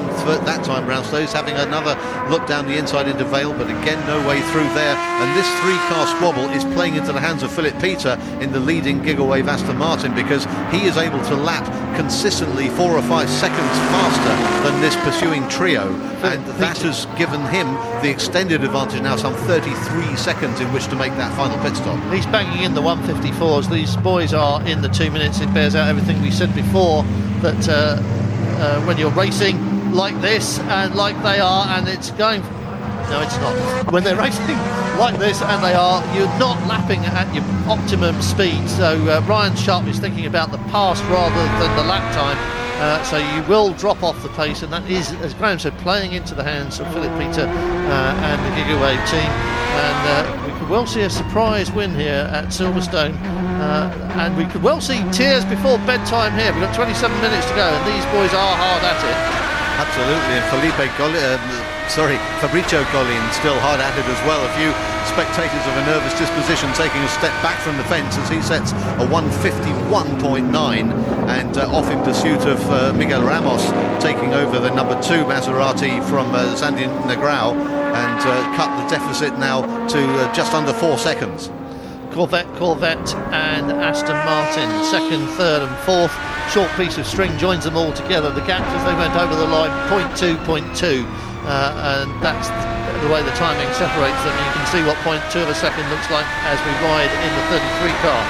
And the gap and the gamble that has to be taken by the Gigawave people is to look at their gap back to 2nd place, which has grown by another 5 seconds. 38 seconds now Peter has in hand over this trio, who are busy taking chunks out of each other in their pursuit of 2nd place. Ryan Sharp's just leapfrogged 1 place up, and he's now shooting for 2nd place as he runs after the Corvette. And 2 Maseratis together, 1st and 2nd, still going around in 5th and 6th place. No sign of pit stop magic at work here, and a strangely low-key performance from the Maserati team this weekend, especially after what was total domination 2 years ago and pretty close to domination last year. Yes, absolutely, and we have to remind ourselves that Bertolini and Bartels in the number 1 car were the championship pairing the year before last. So Ryan Sharp seems to be in a Corvette sandwich, and it's perhaps suiting him rather well, because he's got 1 place, and he's now clear to chase after the black and white Corvette ahead of him. But as you can see, the gap there appears to be growing rather than shrinking. Let's watch them over the line here as they go past the timing beams. It was 0.2 of a second last time around, and the clock says this time it's 0.7 of a second. But importantly, Marson, now having got some free air in front of him, is able to match the pace of Philip Peter ahead. So the decision that's bearing down on the Gigawave team becomes ever more pressing. 149.2 by Fabrizio Collin.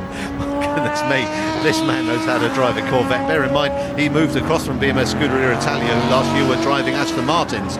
So Phoenix Racing running the Corvette seems to suit Collin no end. Closing up on traffic, and that might well change what's happening.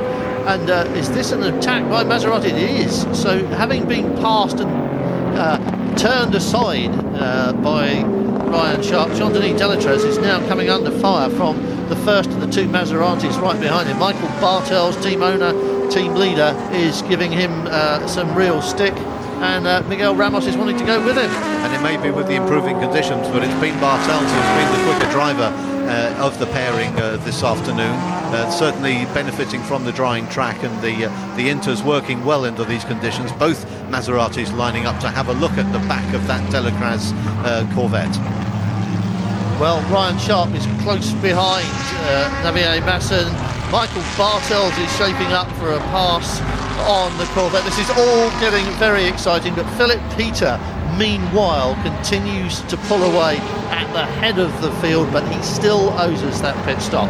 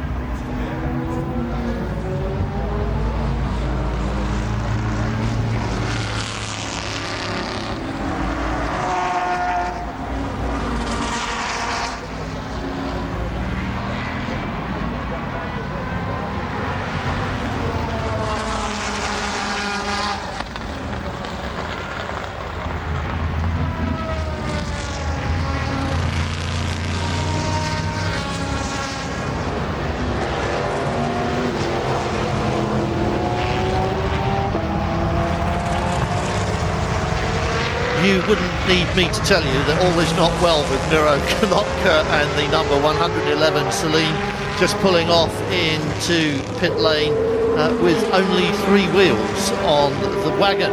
All, however, is very well at the front of the field. There's a lot of action taking place. Philip Peter continues to lead this race, and he has a 40-second margin over second place man Ryan Sharp. Watch the Aston Martin on the left of the picture. Little bit of smoke under braking, but that was the pass that he was shaping up to make on Javier Masson. He made it there under brakes. That's second place, and Masson third. Bartels is third. Fabrizio Gollin, your man of the match not a long while ago, Graham, is now up to 5th place by virtue of driving like a wild thing. Absolutely, and there's been hard on the case with Michael Bartels, but Bartels able to resist for the time being. Look at this gaggle of cars coming down the hangar straight. Wonderful stuff. They've got the 37 Ferrari there. That's the 550 Maranello tucked in. We've got the Lamborghini. We've got Corvette.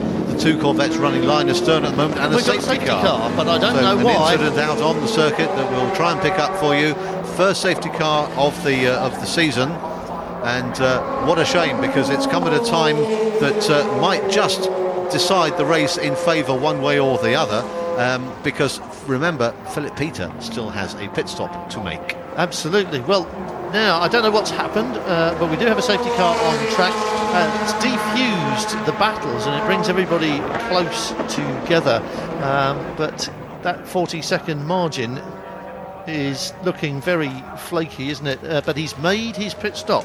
Philip Peter, I don't know whether he saw that and dived in before the safety car came out, but there is the pit stop we've been expecting, and he's made it under yellow flag conditions. And that was just a splash of fuel, no tyres going on to the car there, so good call by the Gigawave team. Be interesting to see how this all pans out.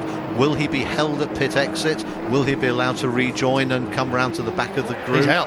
If he's out, will he be picked up as leader by the safety car when they do the wave by?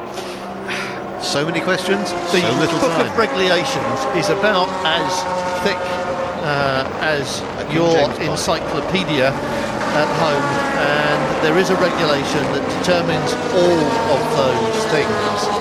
But in theory, the safety car should pick up the race leader, and it was Philip Peter when the safety car was deployed. It still is, according to our timing screen, Philip Peter, and I presume, therefore, that it is waiting on track for the number 10 Aston Martin. Well, it may be that as they will cross the line again, the car that gets picked up is actually that of Ryan Sharp, who is sitting in second place, some 41.9 seconds adrift, and it will all be down to how quickly Philip Peter got in and out of the pit lane.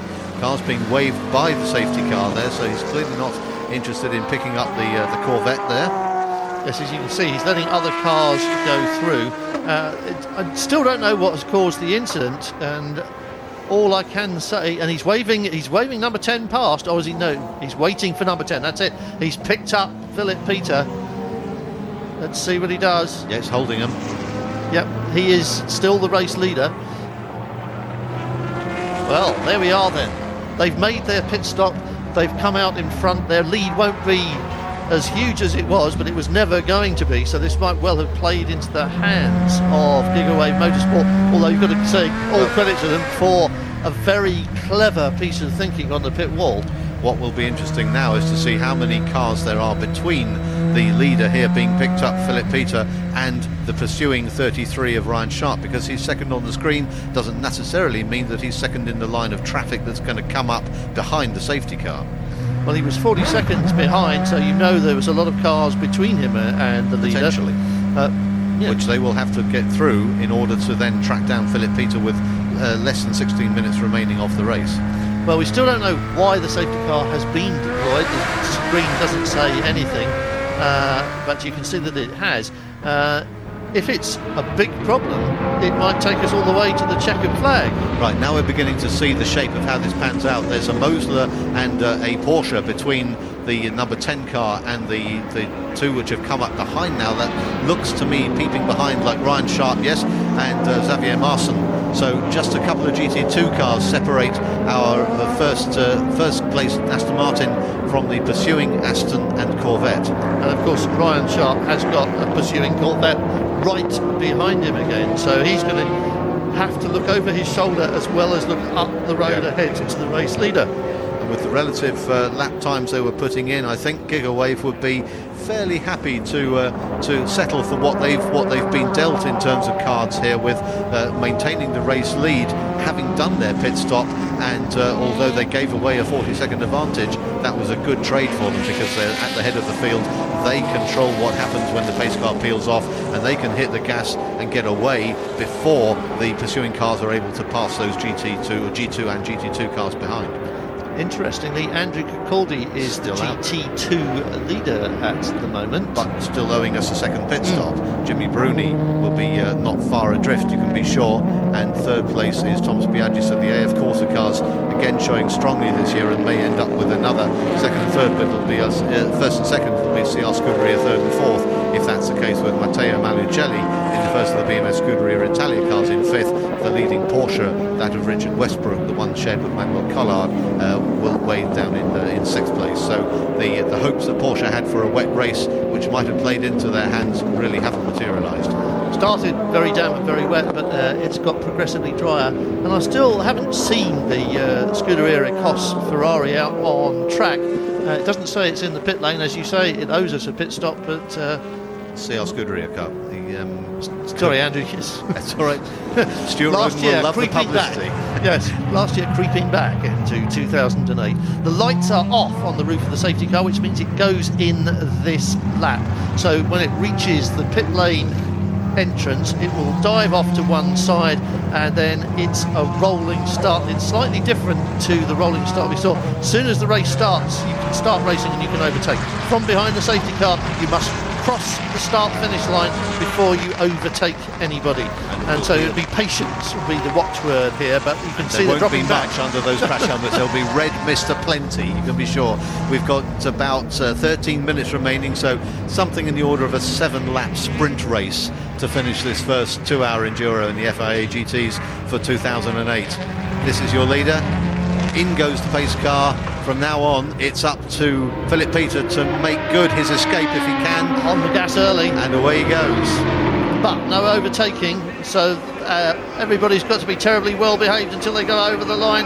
Masson already shaping up to have a go at Ryan Sharp in the Aston Martin. The Maserati's coming to the fore there. As you said, Graham, just before we got the safety car, huge mix of truly exotic machinery there. I don't know, £15 million worth of sports cars on this racetrack here this afternoon.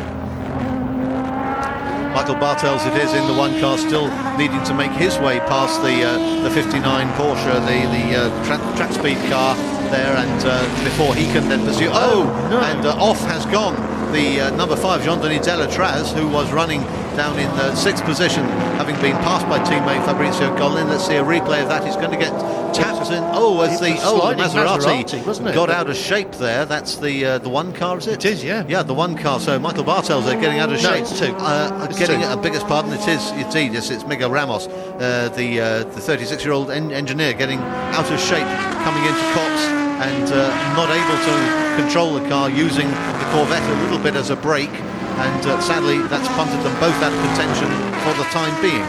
Philip Peter leads it for Gigawave in the number 10 Aston Martin, and then, according to our timing board, Javier Masson is ahead of Ryan Sharp. We saw him shaping up to do that, but we didn't see him actually do it.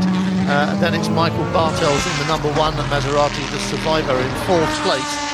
And as Graham has said before, Gaston Mazzacane, one of the Argentinian ex-Formula 1 drivers in the series, because we're going racing in Argentina at the end of the year. That's round 10, and it's a long way away in November. It'll be a lot warmer in Argentina than it is here at Silverstone.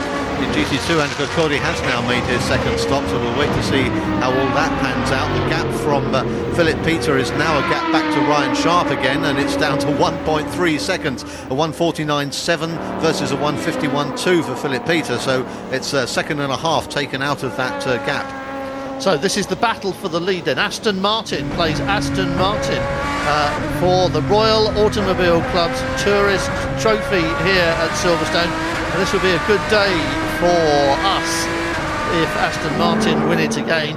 It would be an even better day for us, I suppose, if it was the 33 car, because that'll give us something to cheer for. Because we've got a British driver in that car in the shape of Brian Sharp, who's doing it at the moment. Or do we cheer for number 10, which is the Gigawave team, which is a British team? I know. It's a win-win situation if you're a Brit at Silverstone this afternoon. As long as they keep it clean and do not touch each other. As if.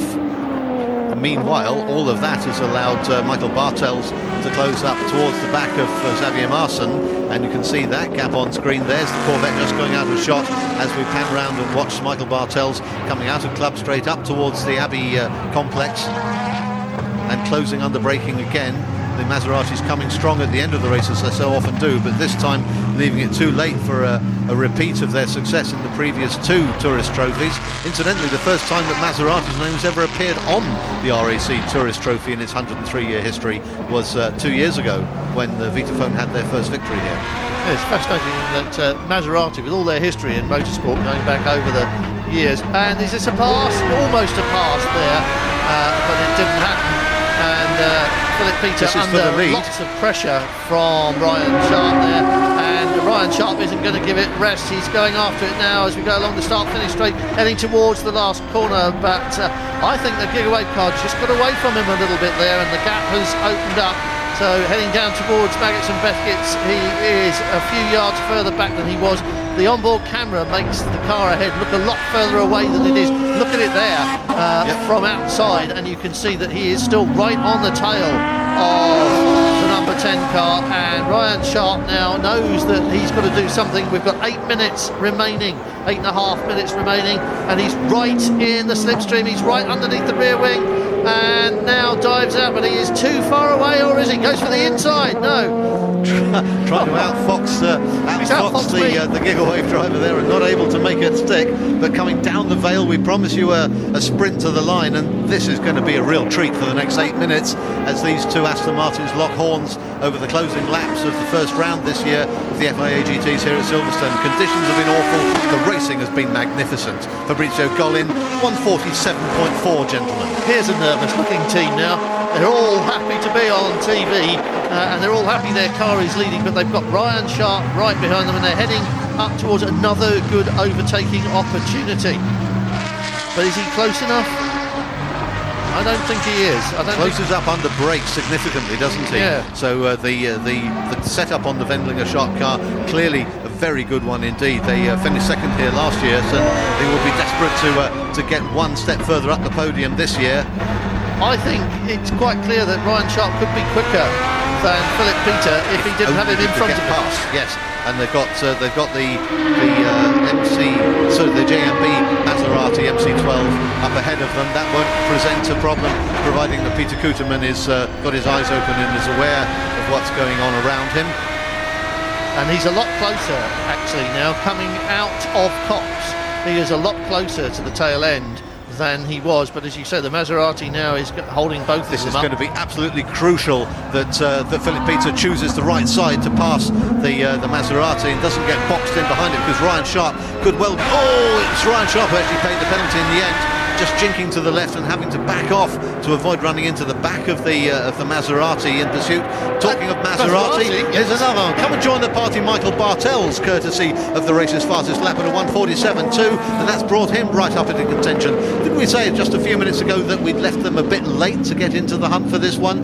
Let's think again. Well, Aston Maserati as close as that for the top step of the podium. This is 1, 2, 3 with 6 minutes and 10 seconds to go. We've been saying Maserati come on strong at the end of the race, but they are coming on a lot stronger than expected. Michael Bartels is in contention for another victory here, and how happy would that make him?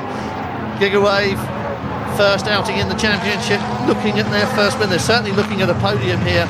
Ryan Sharp and Carl Wendlinger in the Jet Alliance, Aston Martin in second place, looking at a potential victory, but now he's got Bartels, and he's gone up the inside. Will he go round the outside and make it stick? Is this a pass for the lead? Has he done it? I think he has. He's done enough for the moment. Can he keep it? Bartels up the inside of Philip Peter. Free and press coming through Luffield. Stop it, it doesn't work. Ryan Sharp has indeed taken the lead, and Philip Peter is elbowing Michael Bartels aside, but Bartels, I think, has got it. Watch him go past us now.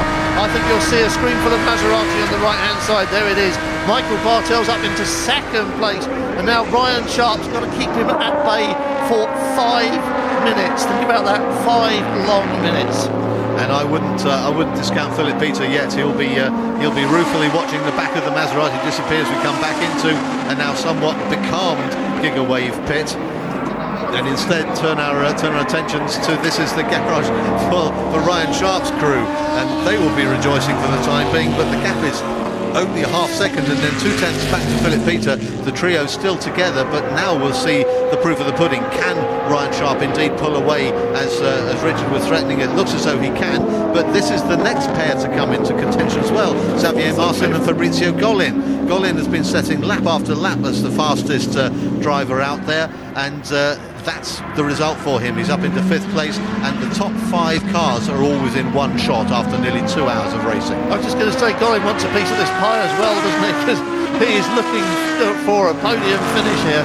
So we've got 0.5, 0.8, 2.4 was the gap, but I think these two are closing up now, and there's nothing between them at all, is there? So Masson is under attack, but he's coming forward perhaps on the leading trio, and it's still the same order at the front: Sharp, Bartels and Peter. GT2, it's Bruni and Andrew Ciccoldi, but has he made his pit stop? He can't have done. Yes, he is. Yes, now he showing has, 2 pit stops. Yep. So that's good for them.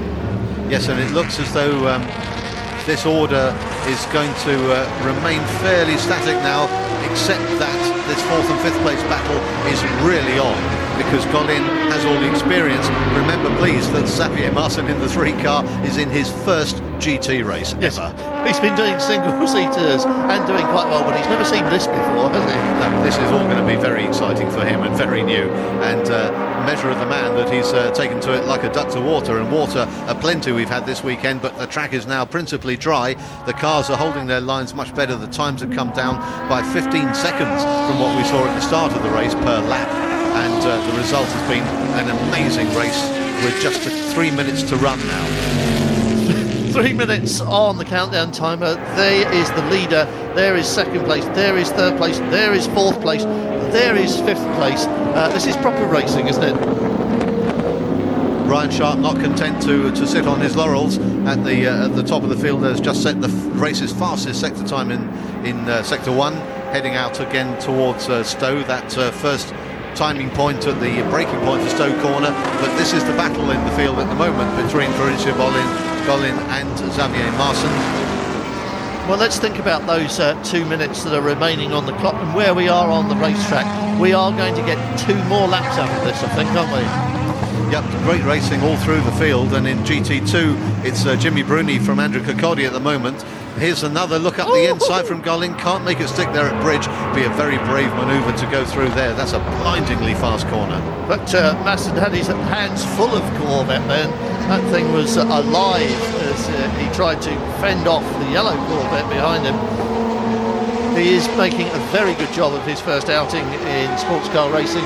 Ryan Sharp, after 57 laps, is down in the 147s, and he's setting personal best times in the first sector. So as Graham says, he is not taking any chances with Michael Bartels, who was 1.9 seconds behind him going over the line last time. And I think they will have to do this lap and one other. Yes, it's looking that way. Here is that battle rejoined again. There's absolutely no quarter given or asked between these two. The Corvettes, of course, both very similar, both C6R models, both ex-Pratt Miller Works cars from the US, brought over here to race in Europe, and racing is what these cars are all about. They've done so well.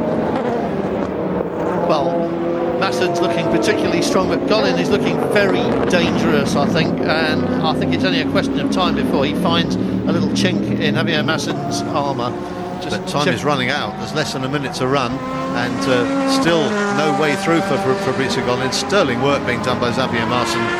What happens when the race leader goes across the line this time is, if the clock still has time left on it, and I think it probably did, then he has to do another lap. As soon as the clock goes 0, then the checkered flag will be shown to the leader the next time he comes round.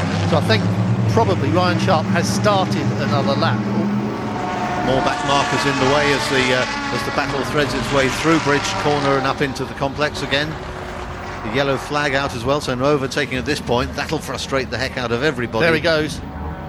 And I wonder if he's just letting go again. I wonder if they're still under yellow there. Here is the leader, Ryan Sharp, and Ryan Sharp is going to take the flag this time round.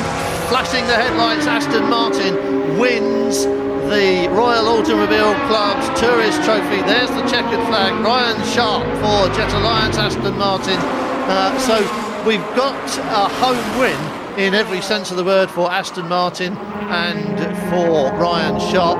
Michael Bartels, where did that come from? Second place in the Maserati. He won't be happy about it, but it's better than it was looking. Philip, Peter and Gigaway ought to be delighted with third place. Now let's look at GT2.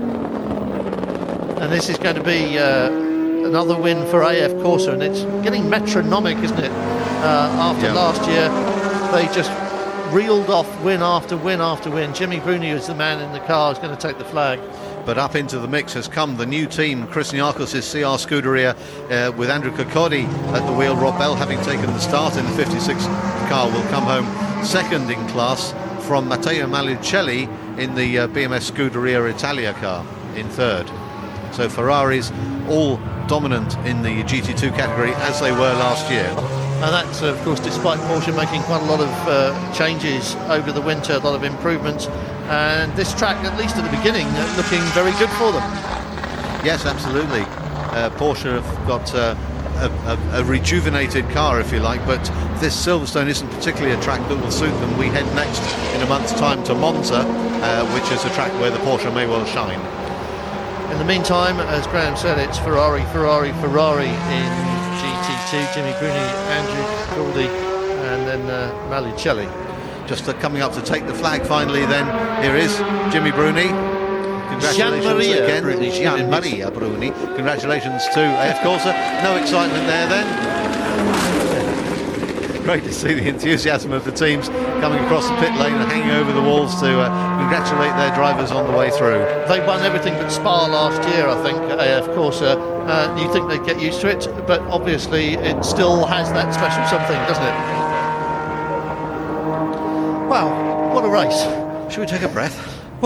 Well, how good is this for Aston Martin and for Ryan Sharp? He took over that car after Carl Wendlinger had led the race, spun it and then recovered, and sterling work, fine drive from Ryan Sharp. Not sure if I'd say man of the match, because there are a lot of contenders for that on that racetrack, aren't there? If there's a Driver of the Day award here, I would not want to be the judge, because there are far too many candidates you would not want to leave out. But making the way back down pit lane and into Parc Ferme, the cars will go through scrutineering again to make sure nothing has changed dramatically in their shape, size, appearance, weight and whatever else, all the rest from the start to the end. You were saying Driver of the Day, and we said there's loads out there, but remember there's a lot of racing we haven't seen here today. We were following several races, but there's been a lot going on here, so there could be several candidates for Driver of the Day. So the first three being drawn up underneath the podium. Out climbs Ryan Sharp. You can see the smile underneath the crash helmet. In fact, it only just fits underneath the crash helmet. So Ryan Sharp coming straight across to his team. There's Andrea Bertolini ready to greet Michael Bartels, who slammed it on. That's the Maserati on the roof. Good girl, well done, he says. And well done it was indeed, because that was a sterling effort from Michael, and another huge grin. There's Bertolini giving him the congratulations that he deserves for a fine second half drive. Very aggressive second half drive, very Michael Bartels. The nature of the man, isn't it? Yes, absolutely, but he's clearly delighted by his second place, although he would, as always, take a win. But let's have a word with the winners. Carl Wendlinger, Ryan Sharp there with Anne Law. Well done, guys. No, thanks very much. Also, it's the first time I've got to finish the race. Carl normally does the winning, but no, we had some great calls on the strategy today, and the car worked fantastic the whole race, I think. The beginning was hard. Oh yeah, the first lap was very good. I got in the lead and I could even put a little distance to the second car, but then I started to slide a little bit too early and it was a big fight. Then I had a spin, which was a big mistake, should not happen. So, but still we won, and I'm very happy. Thank you. Well done. He's right, shouldn't happen, should it? But Carl Wendlinger, as happy as he can be, nice man, but he very seldom shows emotion. No, absolutely. And Ryan Sharp obviously delighted with that, as are we, because we've got exactly what we came to Silverstone for. We've got a home win for Aston Martin, we've got a home win for Ryan Sharp, and we've had 2 fantastic hours of very close racing.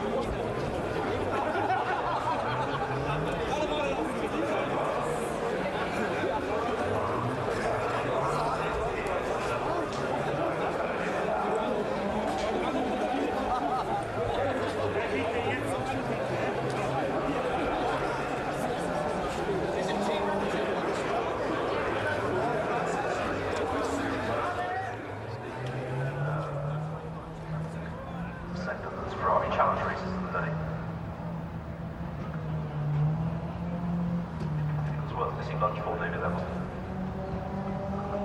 David's having his lunch now. So